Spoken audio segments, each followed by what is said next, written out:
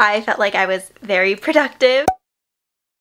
Hello everyone, it's Jasmine and welcome back to my YouTube channel. September was a really good reading month for me. Here are all the books I read. I read a lot of good books. I'm super excited to talk about them. Without further ado, here are my thoughts on all the books I read in September. So the first book I read was recommended to me from my friend Carly. She recommended Today, Tonight, Tomorrow, and this was my book club pick in August, I think, but I finished it like the first day of September. I gave this a 4 out of 5 stars. Overall, I really enjoyed it. We follow a girl named Rowan and a guy named Neil. Rowan and Neil are seniors at their high school and they have been competing since freshman year for pretty much anything academically, so this is academic rivals to lovers. Her goal is to pretty much beat him at everything. She wants to be valedictorian. They just have this crazy rivalry. They're always texting, always talking, but not in a friendly way, more of a, oh, you better watch out because I'm gonna ace this test tomorrow and you're not, stuff like that. I felt like this was a good palate cleanser for me because this is a YA romance. This entire book takes place on their last day of school and it's basically this huge like senior thing where it's a huge game and everyone's playing. You know that episode on Gossip Girl for Nate's birthday when they have like a picture of someone and they're trying to target someone? That's what that gave. Rowan ends up teaming up with Neil. It's like their last hurrah of trying to compete with one another. What was really nice about this book is that she had these expectations of Neil. She didn't really know him, and hanging out together, they have a lot more in common than she thought. I thought this was really wholesome. I really liked it. The only thing that made this kind of was that I feel like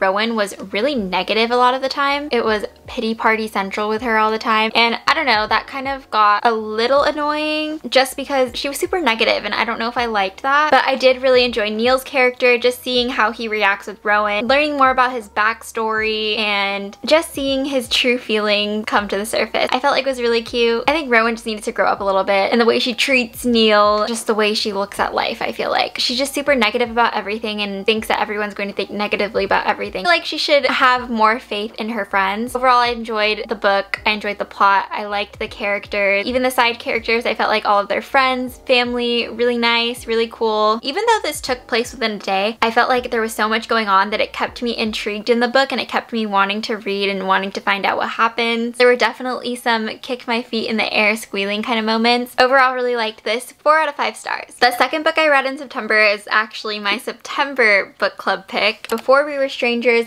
by Renee Carlino. I thought this book was super interesting. I gave this a 4 out of 5 stars. So this book is second chance romance. It has past, present chapters. I feel like the way this book was written was really unique. Typically when you read a past and present book, you alternate. So one chapter is the past, one chapter is the present, one's the past, and etc. But this one was interesting because it was like a chunk was the present and then a chunk was the past and then a chunk was the present again. So here we follow Matt and he is working for National Geographic as a photographer. He kind of has a very crappy life. He's very unhappy with everything. One day he gets on the subway and he sees someone who he recognized. Grace turned out to be the one that got away. He can't stop thinking about her after he sees her. After that happens, we go back into the past and learn more about Matt and Grace, how they met, what happened, and kind of their falling out. I really felt like it was super interesting. The book had me super intrigued. I really enjoyed just the pacing of the book and the characters, the plot. It was really good. We read about like what situation the characters are in now, how they were before, and how they got there. So Matt really irritated me. I felt like he was kind of the same as Rowan, very negative, very pity party. Don't get me wrong, I really liked his relationship with Grace. Just sometimes I was just like, stop.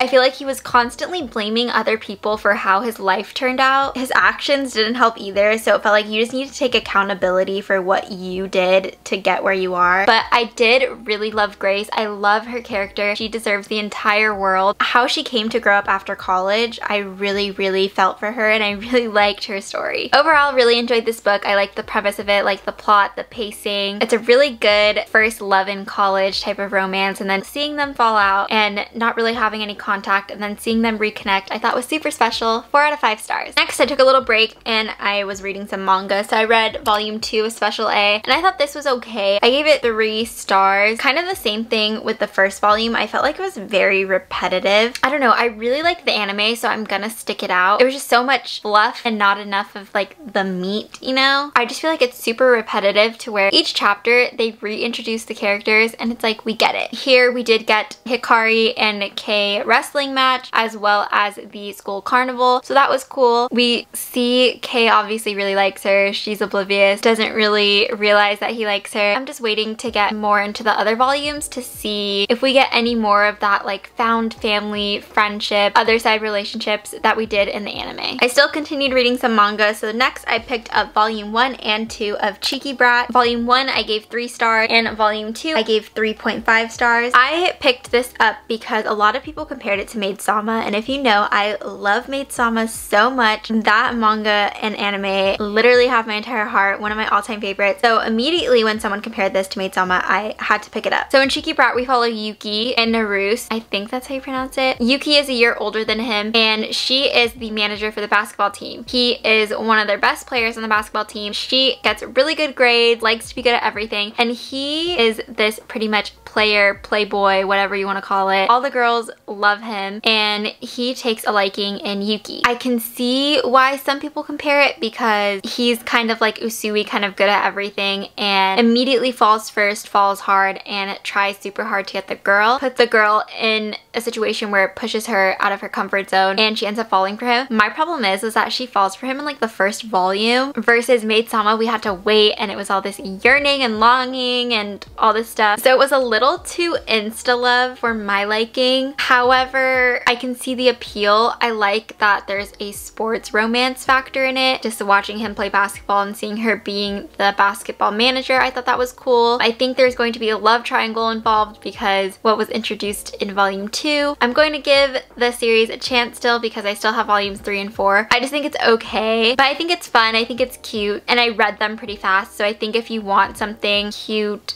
fast, easy romance to read, I think you'll like it. Now for my favorite reads of the month, I read the Inheritance Games trilogy. The Inheritance Games I gave 4.5 stars out of 5 stars. Hawthorne Legacy I gave 5 out of 5 stars. And the Final Gambit I gave 3.75 out of 5 stars. So first let's talk about the Inheritance Games. I do have a reading vlog for this up on my channel. If you wanted to watch that, I'll have it linked in the cards. But here we follow Avery and she comes from a very poor background. She's living with her half-sister, about to move into her car when all of a sudden she gets told that she has to fly to Texas to read this will for a guy she's never met. Goes there, she ends up inheriting billions of dollars and moves into the Hawthorne house. Her life pretty much flipped upside down. The Hawthornes have 4 grandsons, Nash, Grayson, Jameson, and Xander, who were expecting to inherit all of this money, but they didn't. There ends up being this little game that they have to play that the grandpa left as one last hurrah. She teams up with the brothers, minus Nash, who ends up with Libby. I ship them.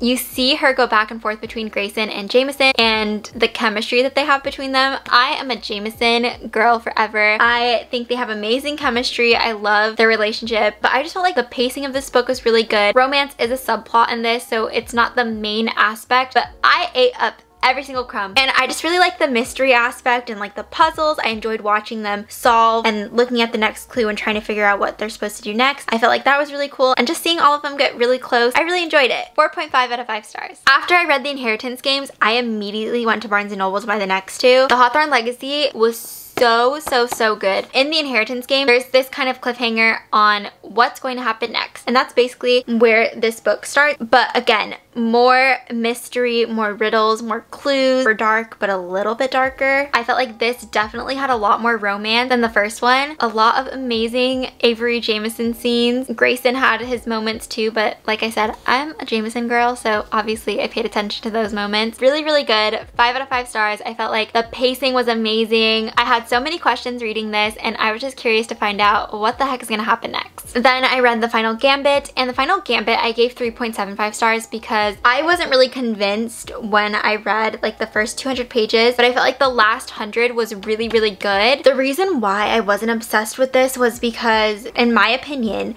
they threw in this character that didn't need to be thrown in there. I felt like was super, super random. I don't know, like I didn't get the point of it. And then I just felt like they completely changed Grayson's character, the Grayson I knew in the first 2 books. So that was kind of like, but he came back to normal in the last 100 pages. I just felt like, again, really good Avery Jameson scenes, really good Avery Grayson scenes. There's also a lot of Max and Xander. I ship them so hard. Nash and Libby, I ship them so hard. And I just felt like I really like this little found family. Overall, the 3 books, I like all of the side characters. Elisa, Oren, Libby, Nash, Xander, Mac, and obviously Avery, Jameson, and Grayson. And I just felt like they have like their own little family, and I love that. Overall, I just felt like the series was really good. It had a lot of mystery. There was a lot of questions that I had, and it just kept me wanting to read it. So I really like this. I haven't read a mystery book in a really long time, so I felt like this was good. And then having that subplot for romance, I felt like that was super fun to see that unfold, and just seeing like, oh my gosh, who is she gonna end up with? And I definitely recommend. After that, I had the sudden urge to finally finish my reread for The Summer I Turned Pretty. So I read We'll Always Have Summer by Jenny Han, which is the 3rd book in the Summer I Turned Pretty trilogy. I posted a reading vlog of me rereading the entire trilogy, so if you wanted to watch that, be sure to check that out. But I'm not gonna say too much, so I'm just gonna keep it short and simple. I love the series with my whole heart. I'm a Team Jeremiah girl, and I hate what they did to Jeremiah. If you know, you know. I feel like Jenny completely ruined his character. I like Conrad and Belly, don't get me wrong. Even though I'm a Team Jeremiah girl, I like Conrad and Belly. They were meant to be endgame. I wish it was done in a way where it didn't ruin Jeremiah's character. But I did enjoy my reread, so 4 out of 5 stars for the 3rd book. I finished off the month by picking up the first 5 volumes in Strobe Edge. I love Io Sakisaka's work. Our Haru Ride has been one of my all-time favorites. I feel a slump coming, so I want to pick up something that I know I'm going to enjoy. So I picked this up. I really like it. I'm currently reading volume 6 right now, so I'm just gonna quickly talk about what the whole premise of the series is versus individual volumes. If you want to see my reviews for the individual volumes, I have that on my Goodreads, and I'll have my Goodreads linked down below if you wanted to read that. But basically, we follow Ninako, and she basically develops this crush on this guy named Ren, and we find out that Ren has a girlfriend. She's a model. Ninako is like, okay, I just need to be friends with Ren. He has a girlfriend. This can't go any further from here. But she ends up getting hurt a lot because she really, really likes him, but she can't do anything about it. And there's this guy named Ando, and he ends up being this super playboy. He's gotten really hurt in the past, so he decides to keep everything casual, doesn't want to be serious about a girl. He ends up developing feelings for Ninako and is like, use me to forget about him. She doesn't want to do that. She doesn't want to hurt him. Huge love triangle going on. But I'm really enjoying it so far. I like all the side characters. There's a character Daiki and his girlfriend I really like. A lot of Ren's friends I really enjoy as well. I'm excited to see what's going to happen in the last couple of volumes. I feel like this is very similar to Our Haru Ride. Love triangle situation going on. The second male lead is like, use me to forget about your first love type of thing. The main male lead, he's kind of taken. I really liked Our Haru Ride, so I feel like I'm really going to enjoy this. I just really like the aspect of like, this is like first young love, and I just feel like it's so innocent and so cute and so special. So I'm just really excited to finish off the series, and I hope it's going to become an all-time favorite of mine. And that is it for today's YouTube video. Thank you guys so much for watching. I hope you enjoyed listening to me talk about all the books that I read in September. Definitely some favorites. Don't forget to like this video and subscribe, and I will see you guys in my next video.